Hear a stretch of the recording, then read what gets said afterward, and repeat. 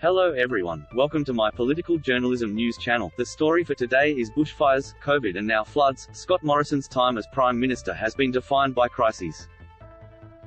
And so here we are again, wondering how much blame Mr. Morrison should bear for the mismanagement of a disaster. Residents in flood-affected areas of northern New South Wales are justifiably angry at the lack of support they received when the waters rose. Many had to wait on their roofs for days before being rescued, or rely on their fellow private citizens for help. Essential supplies were sparse. None of that is any one person's fault, and there is blame to share between the state and federal governments. Mr. Morrison has not been idle. He eventually declared the floods a national emergency, and announced financial support for those affected. So I'm not for a moment suggesting the Prime Minister is solely responsible. But I do want to highlight his characteristic attempts to avoid taking any real responsibility. Speaking in Goonellabah on Wednesday, Mr. Morrison fell back on one of his classic moves, suggesting criticism of his government was actually criticism of someone else. In this case, the Australian Defence Force. I know there's been some criticism, both levelled at the federal government, state government. But don't blame the ADF, okay? We won't cop that. The ADF are doing an amazing job, Mr. Morrison said. Earlier in the week, we also heard Defence Minister Peter Dutton say he wouldn't cop criticism of the ADF. Let's get the most basic point out of the way here. No one was criticising the ADF. They were criticising the state and federal governments. We have written about this particularly irritating form of political spin before. We saw it when the Prime Minister claimed people mocking his photo op at a hair salon were actually sneering at millions of Australians. We saw it during Mr. Morrison's spat with French President Emmanuel Macron, when Mr. Macron accused the Prime Minister of lying to him. Mr. Morrison reacted to that claim by saying he wouldn't cop sledging at Australia, as though his counterpart had criticised the entire country rather than, very specifically, its leader. Back to Mr. Morrison's Wednesday press conference, a reporter asked who people should blame for the fact that most rescues carried out on that Monday were by private citizens, some of them even on kayaks. If they had not been there, hundreds of people would have died. So who do those people blame? They asked.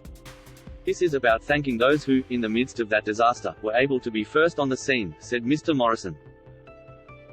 I think we have to be realistic that in any natural disaster we don't have those resources, have the ADF just waiting around the corner. I mean, we were assembling those resources. We were pre-positioning those people. There were ADF saving people with helicopters, winching them off roofs on Monday, and that was occurring. But in any natural disaster, everyone has a role to play. And the suggestion that it is only the governments that are involved in an emergency response, I don't think the community agrees with that, by the way. And they certainly showed that by what they did bravely. When asked specifically about flood victims' anger at the government, he empathized, but suggested such anger was a routine, unavoidable feature of natural disasters. It is very common in natural disasters that the frustration and the anger and a sense of abandonment. This happens in almost every natural disaster, because of the scale, he said. Do you take responsibility for why they feel abandoned? A reporter asked. I feel deeply and empathize absolutely with how people feel when they find themselves in these situations, he replied. This is a very complex and very challenging environment in which to operate. But I am in awe of the collective response that has been put in place. So I absolutely understand the frustration, I understand the anger, I understand the disappointment, I understand the sense of abandonment.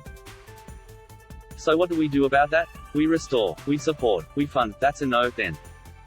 Compare the Prime Minister's deflection of responsibility to what we heard from New South Wales Premier Dominic Perrottet. There is no doubt that there should have been better coordination on the ground, Mr. Perrottet said, calling elements of the emergency response unacceptable. I don't want to see any of those things happen again. We've got to learn from this. In that vein, he promised a review of the flood response to examine what went wrong. We do not expect our politicians to be perfect, or our governments to be faultless. Mistakes are inevitable, but we do expect leaders to take responsibility when those mistakes happen, to be honest and upfront about what went wrong.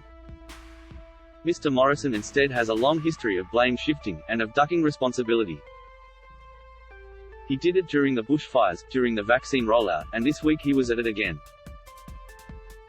Let me repeat one of his more galling quotes from earlier. In any natural disaster, everyone has a role to play.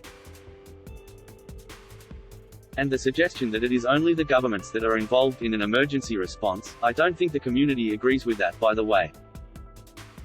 And they certainly showed that by what they did bravely. The people who rescued members of their communities on kayaks weren't doing it because they didn't think it was the government's job.